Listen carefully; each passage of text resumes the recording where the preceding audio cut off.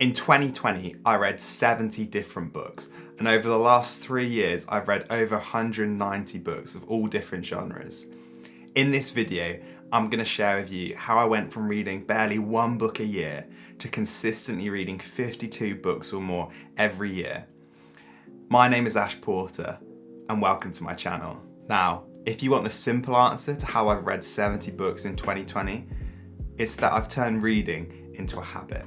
Now, you may hear that word habit and you think, one, oh, aren't habits those things we have no control over? Or two, you may think, why would you want to turn something leisurely like reading into a habit? Doesn't that make it really boring? And I want to say no to both those things. Firstly, habits are things we can control, and we're going to come on to that in just a second. But secondly, sometimes turning things like reading into a habit actually enhances your hobby even more. And for me, I know I found even more joy and even more productivity from turning reading into a habit.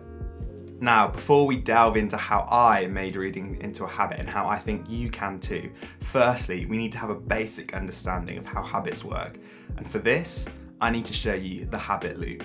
Before we jump into the habit loop, I just want to say, if you're enjoying this video, if you want more content like this or more content like my previous video that was kind of a book review, pulling out the key concepts of that book, Outliers, and please drop this video a like and subscribe to the channel. It's so useful and it's really helpful for me as I start to do YouTube a bit more and try and grow this experience. I'm so grateful. Anyway, let's get back into the habit loop.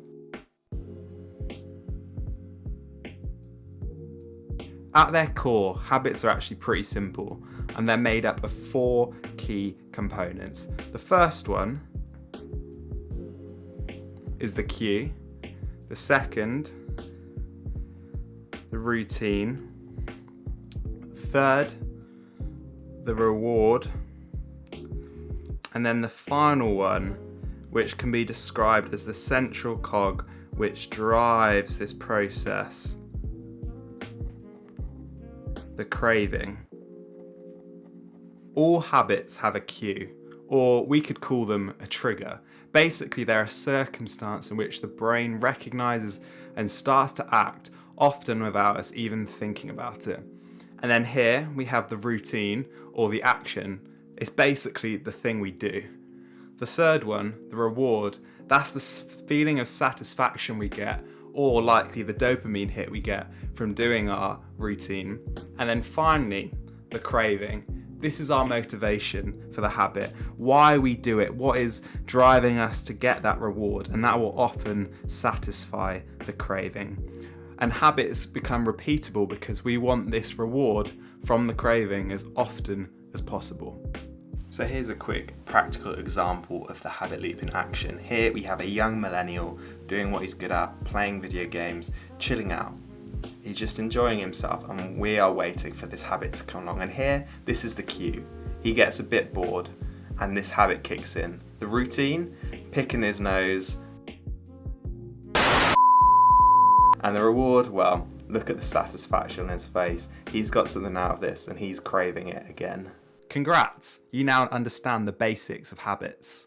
Okay, so now we've started learning about what habits are and what the habit loop is. Let's start applying this to reading. So when I reflect back on how I've made reading into a habit in my life, one of the first things I think about is what was motivating me to read more. What motivated me to turn reading into a habit. And within the habit loop, that's known as the craving. And so some of the things that I think drove me to do this, and I think can help you to form the reading as a habit, are these. And so the first of all, I wanted to learn, that's one of the main things about reading, especially non-fiction books, is we read to learn new information, to sharpen our minds. The second thing was I wanted escapism. We all love watching TV, we all love playing video games. Those were the things I did for escapism. But actually, we all know, really, that books have this unbelievable way of allowing that. They can go into details that TV shows or films or games just can't, in the way that the worlds are described and the characters unfold. And so I love reading and I wanted more escapism. A third thing was, I was really encouraged by my brothers-in-law. Both of them are big readers, and they told me when I first met them that they do this thing called the Goodreads Reading Challenge, where they set themselves a goal each year and they compete to read the most books. And so I wanted to join in on that. I wanted to read alongside them and compete with them in that. And then finally, I wanted to grow as a person as well. You know, there's non-fiction books which are factual and you learn from, but also there are those ones that are kind of self-help and help you grow and develop as a person and develop your skills. And so I wanted to do that more. And those were the things that initially started me off. But then there's also a fifth one I want to throw in there because it's really important. And it was a craving that developed as I formed this habit. And that is Goodreads. So if I've already mentioned it, if you haven't, check out Goodreads. It's this amazing website and app where you can track basically all your reading, compete against your friends. And I'm telling you, one of my biggest cravings now in reading, one of the things that drives me is when I can click finish on a book on Goodreads and my tally for the year updates. That is such a good feeling. That is definitely one of my cravings now. So once you've understood your craving and what is motivating you to read more, it's pretty easy to work out your rewards and what you need to aim for in your habit. And so for me, in my examples, to learn, that means I needed to be reading interesting non-fiction books where I am genuinely learning. Or escapism, I needed to be reading good fiction books that grip my attention, not forcing myself to read books that I think I like, but reading books I know I will enjoy and can escape and relax in. For competing, I needed to set myself big goals on Goodreads. Straight away in my first year, I set myself the goal of 52 books, and I did it. And that was partly to the fact I was competing with my brothers-in-law. Fourth, to grow as a person, I knew in that list of non-fiction books I needed to include some that maybe weren't as factual or informational, but were actually about helping me develop as a leader or as a person and grow. And then finally, Goodreads, that's a simple one. I knew I needed to read a lot if I was going to get those hits of clicking finished on and watching my number and count go up. I needed to read a lot of books. And so that was simple. I worked out what are my rewards.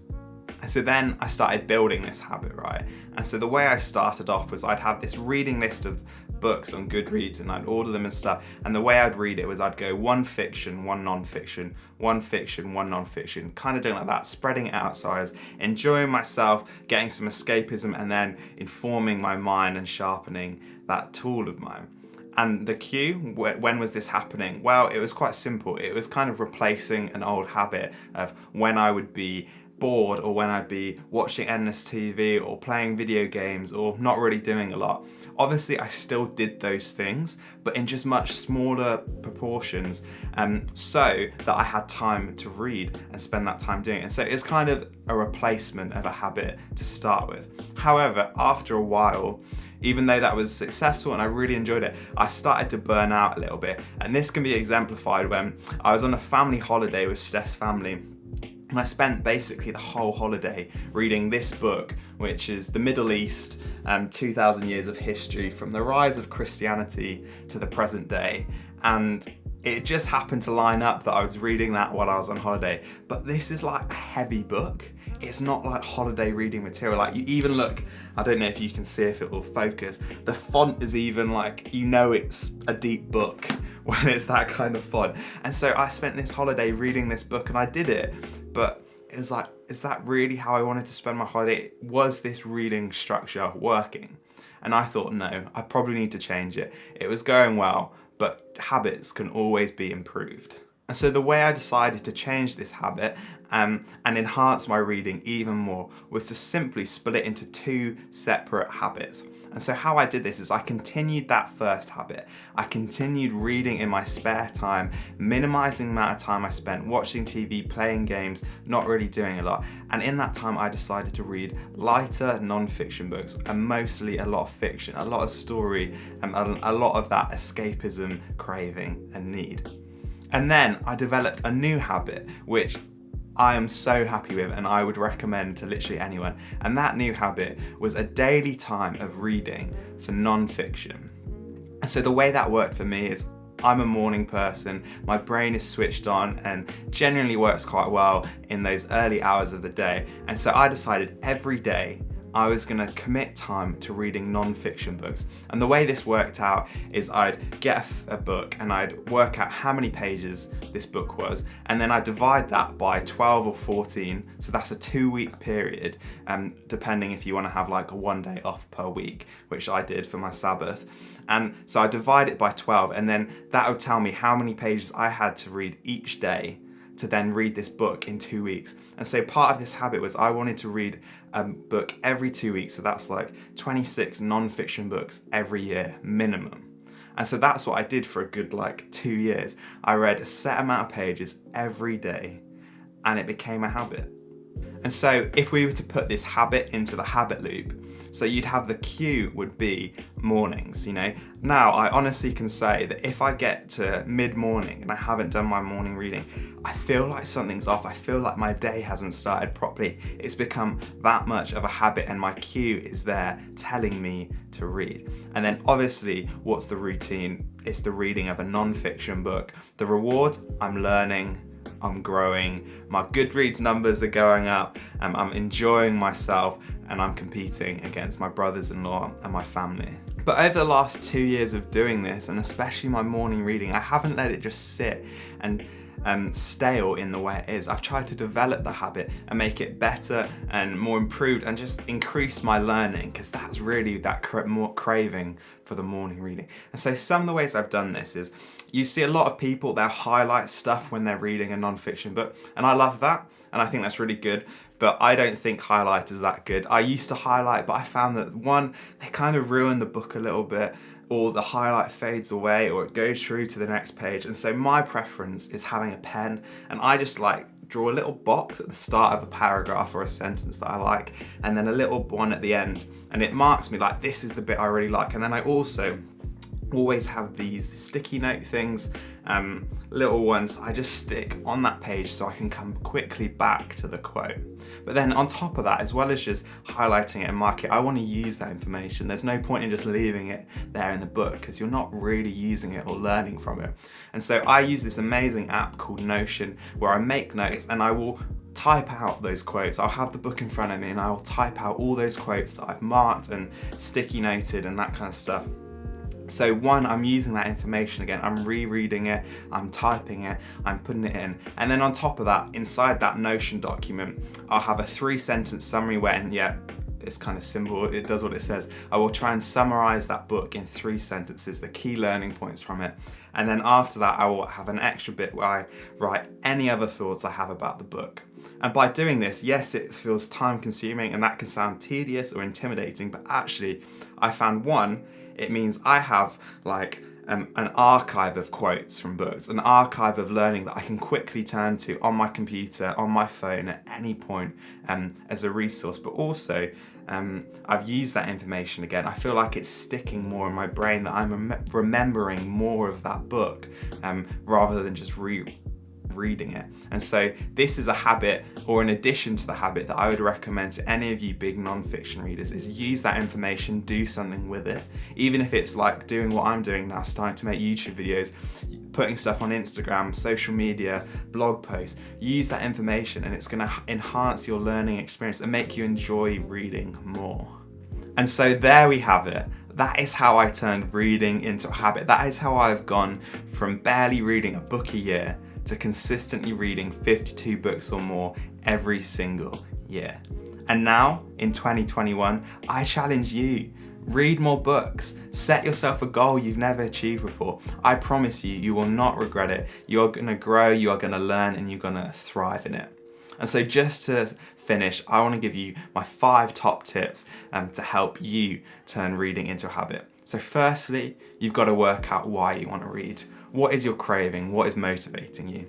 Second, turn that into a reward. Make sure that when you're looking at that habit loop, that your craving is being met at the end with the reward. If it's because you want to learn, make sure you're using that information, making banks of quotes. Make sure you are learning. If you want to read for escapism, make sure you're reading quality fiction books. Don't force yourself to read non-fiction if that's not what you enjoy. Read fiction, it's great. Thirdly, Work out when you want to read. You've got to work out when that cue is, that trigger, what's going to cause you to want to read. Whether it's like me, you read in the mornings, or when you're bored trying to fill up your time. Or you might be an evening person, or a midday, or it might be when your kid's having a nap, or whatever that cue or trigger is. Work it out and make sure you read every time that thing happens. Fourthly, do it with other people. This isn't something you have to do by yourself. For me, I started reading loads because I was motivated by Steph's brothers who read loads. They challenged me and inspired me to read more. And now I feel like I read quite a lot. So do it with other people. Sign up to Goodreads. Even read books together, like join book clubs, whatever it takes. Find people who are going to hold you accountable and who are going to motivate you to do it.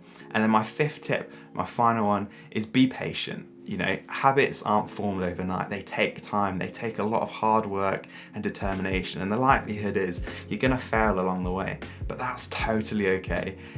Just have patience. Keep pursuing it. And I promise you will eventually be able to turn reading into a habit, and you'll read all those books that you want to be reading. So there it is. Boom. That is how to turn reading into a habit. Thank you so much for watching the video. If you haven't already, like the video, subscribe to the channel, comment below what you're planning on reading this year. Maybe if you have yourself a goal or a challenge for how many books you want to read, tell me below. I would love to hear about it. Anyway, see you soon.